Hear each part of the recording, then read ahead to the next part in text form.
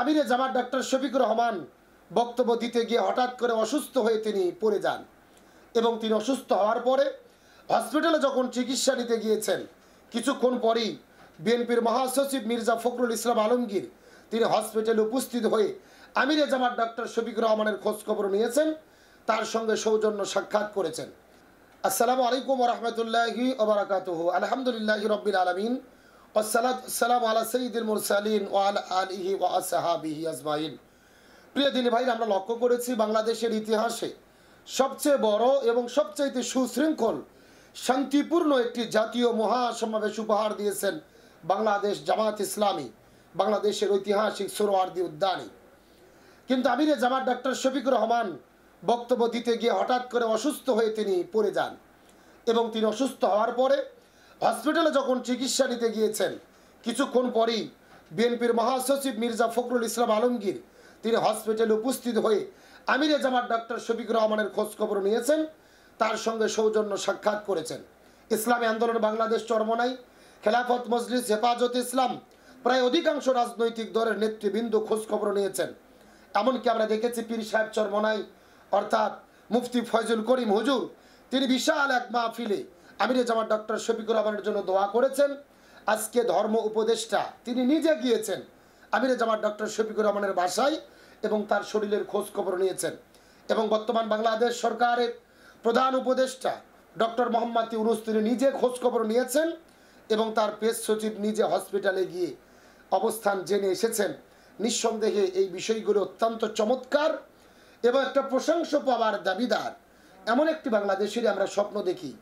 আমরা এক একজন এক একটি দল করতে পারি, আমাদের এক একজনের এক এক মত থাকতে পারে, তবে আমরা একে অপরকে ভালোবাসবো, আমরা একে অপরের প্রতি সৌহার্দ্য জানাবো, একে অপরের বিপদে পাশে দাঁড়াবো।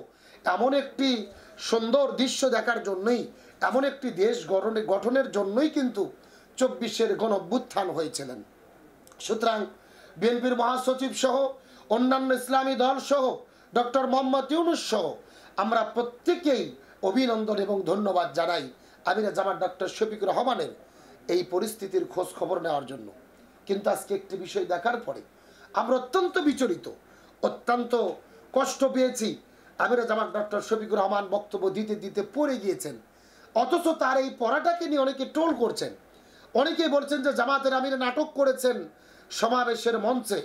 এমনকি এক কুলাঙ্গারকে দেখলাম যিনি নিজে অভিনয় করে আমিরে জামাত ডক্টর শফিকুর রহমান যেভাবে পড়ে গিয়েছেন তিনি পড়ে গিয়ে অভিনয় করে করে তিনি ভিডিও করে ছাড়ছেন যে জামাতের আমির নাটক করেছেন।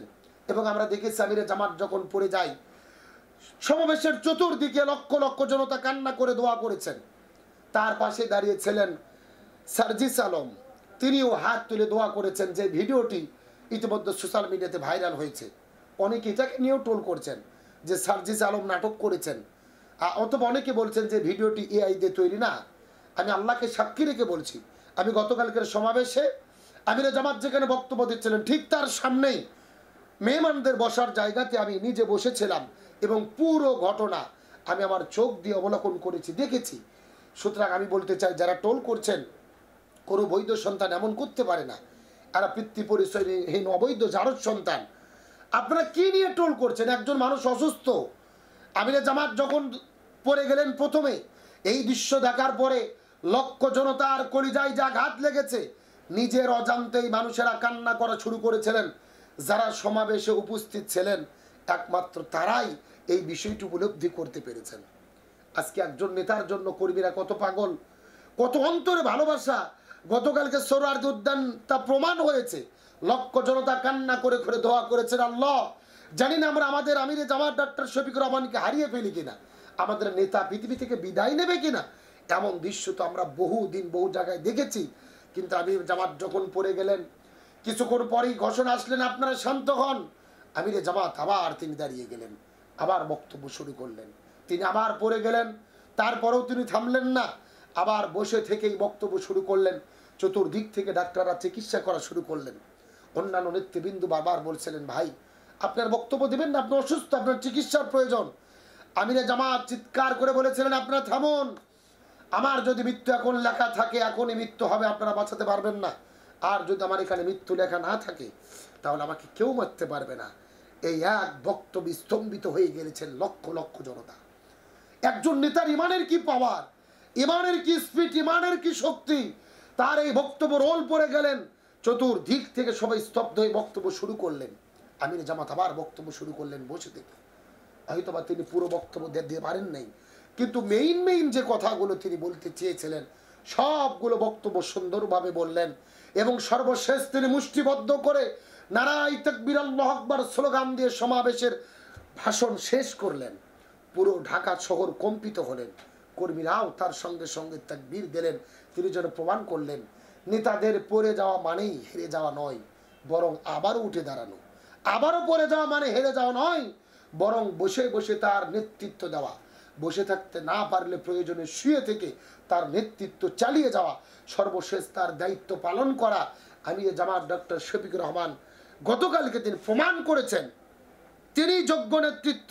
এবং বাংলাদেশে ইসলামপন্থীদের রাহবার, ইসলামী আন্দোলনের যতগুলো নেত্রী রয়েছেন তার মধ্যেই তিনি যোগ্য, ইমানওয়ালা, এবং তিনি যে স্তম্ভিত হন না, তিনি যে মনোবল হারান না, এটা প্রমাণ করেছেন। আমার মনে আশা জাগে আমাদের রাহবারের নেতৃত্বেই এই বাংলাদেশ ইসলামের বিজয় হবে, ইসলাম প্রতিষ্ঠা হবে। আমাদের কোনো চাওয়া পাওয়া নেই। গতকালকে এই যে লক্ষ লক্ষ জনতা সমাবেশে গিয়েছেন, কত বড় বড় নেতা, জেলা পর্যায়ের নেতা, এমনকি অনেক জামাত ইসলামের কেন্দ্রীয় নেতাদেরকে আমি নিচে বসে থাকতে দেখেছি। বাংলাদেশের জনপ্রিয় মুফাসসির মুফতি আমির হামজা, অধ্যাপক নুরুল আমিন, কত বড় বড় ওলামায়ে কিরাম তারা মাঠে বসেছেন। যদিও পরবর্তীতে আমির হামজা ভাই সহ, আমি সহ অন্যান্য বড় বড় আলেম, ডক্টর আবুল কালাম আজাদ বাশার, তারপরে এখান থেকে শুরু করে কামরুল ইসলাম সাইদ আনসারী, মাওলানা নুরুল আমিন, আব্দুল্লাহ আল আমিন, বড় বড় আলেমেরা পরে মেহমানদের জায়গায় বসেছেন। আমি শুধু এটা বুঝতে চাচ্ছি, এই যে বড় বড় আলেম, বড় বড় নেতা মঞ্চে ওঠা নিয়ে কোনো ঠেলাঠেলি নেই। আমরা বিভিন্ন রাজনৈতিক নেতৃবৃন্দের সমাবেশ দেখি, নেতার ভারে মঞ্চ ভেঙে পড়ে, অথচ এত বড় সমাবেশ চিন্তা করে দেখেন বড় বড় নেতারা মাটিতে বসে আছেন। সেখানে বসে মন ছোট করে নাই, বরং সবাই আনন্দ তৃপ্তে নিচে বসে থেকে আনন্দ করছেন, মনে উৎফুল্ল নিয়ে বসে আছেন। মনের কি স্পিড, মঞ্চে যাওয়ার জন্য মারামারি নেই, ঠেলাঠেলি নেই। এই যে কোটি কোটি জনতার সমাবেশে এসেছেন, 1 টাকা কোনো কর্মীকে দেওয়া হয়নি, কোনো খাবার দেওয়া হয়নি, নিজের পকেটের টাকা খরচ করে এই লক্ষ লক্ষ মানুষ ঢাকায় উপস্থিত হয়েছেন। এমনও রিক্সা চালক আছেন, রিক্সা চালিয়ে সেই টাকা খরচ করে সমাবেশে গিয়েছেন। এমনও শ্রমিক আছেন, মানুষের বাসায় কাজ করে টাকা উপার্জন করে সেই টাকা দিয়ে গাড়ি ভাড়া দিয়ে সমাবেশে গিয়েছেন। আমরা দেখেছি কেউ বা সিরে নিয়ে গেছেন, কেউ বা মুড়ি নিয়ে গিয়েছেন, বাড়ি থেকে রুটি তৈরি করে নিয়ে গেছেন। এখানে গিয়েছেন কোনো পাওয়ার আশা নেই, কি খাবো, কি পাবো, কেমনে যাব, এটা কারো কোনো আশা ছিল না। সবার মনের একটা স্পিড, আমিরে জামাত আমাদেরকে ডাক দিয়েছেন, আমাদের ঢাকায় যেতে হবে, ইসলামপন্থীদের ঐক্যবদ্ধ হতে হবে, সবুজ সোনার বাংলায় কল্যাণকামী একটা রাষ্ট্র গঠন করতে হবে, কোরআন সুন্নাহর শাসন প্রতিষ্ঠা করতে হবে। এই চাওয়াটা নিয়েই লক্ষ জনতা সেখানে গিয়েছিলেন। কেউ বা গাছের নিচে শুয়ে আছেন, কেউ বা পুকুর পাড়ে সরার দুর্দান্ত ছাড়িয়ে পুরো ঢাকা শহর লোকে লোকারণ্য। সরার উদ্যানে যে মানুষ ছিলেন, আমি মনে করি তার কয়েক গুণ মানুষ ঢাকা শহর অবস্থান করছিলেন। পল্টন প্রেস ক্লাব থেকে শুরু করে শাহবাগ থেকে বাংলা মোটর, কারণ বাজার হয়ে সংসদ ভবন, অন্যদিকে ঢাকা বিশ্ববিদ্যালয় থেকে মেডিকেল যাত্রাবাড়ি, ঢাকার এমন কোনো দিক নেই যেখানে জনস্রোত নেই। বাংলাদেশের 64টা জেলা, প্রত্যেকটা উপজেলা, প্রতিটি ইউনিয়ন, প্রতিটি গ্রাম, আমি মনে করি এমন কোনো পাড়া নেই যেই পাড়া থেকে সমাবেশে মানুষ উপস্থিত হয়নি। সুতরাং গতকালকের সমাবেশ শুধু একটু সমাবেশ ছিল না, পুরো বাংলাদেশ উপস্থিত হয়েছিলেন ঢাকায়। সোহরাওয়ার্দী উদ্যানকে কেন্দ্র করে পুরো ঢাকাতে ছড়িয়ে পড়েছিলেন। বাংলাদেশের ইতিহাসে এত বড় সমাবেশ কোনো দল করতে পারেনি, কেউ এত বড় গণজমায়েত করতে পারেনি। সুতরাং এই গণজমায়েত উপস্থিতিদের ইমানের স্পিড ব্যথা যাবে না।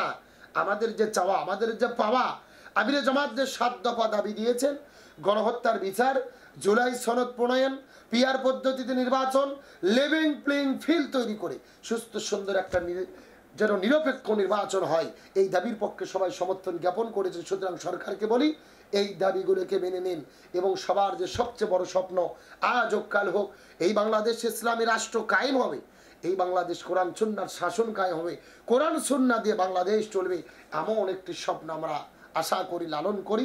সুতরাং এই বাংলাদেশে সেটা কায়েম হবে।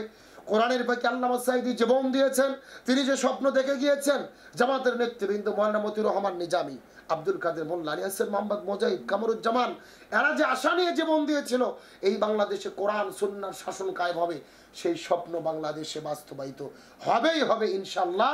তারা জীবন দিয়েছেন, তাদের রক্ত ব্যথা যাবে না, তাদের শাহাদাত কখনোই ব্যথা যাবে না, তাদের শাহাদাতের উপরে ভর করে এই বাংলাদেশে ইসলাম কায়েম হবে। ইসলামপন্থীদের গতকালকের সমাবেশের মাধ্যমে নতুন করে যাত্রা শুরু হলো, নতুন করে পথ চলা শুরু হলো, নতুন করে সামনের দিকে এগিয়ে যাওয়া শুরু হলো।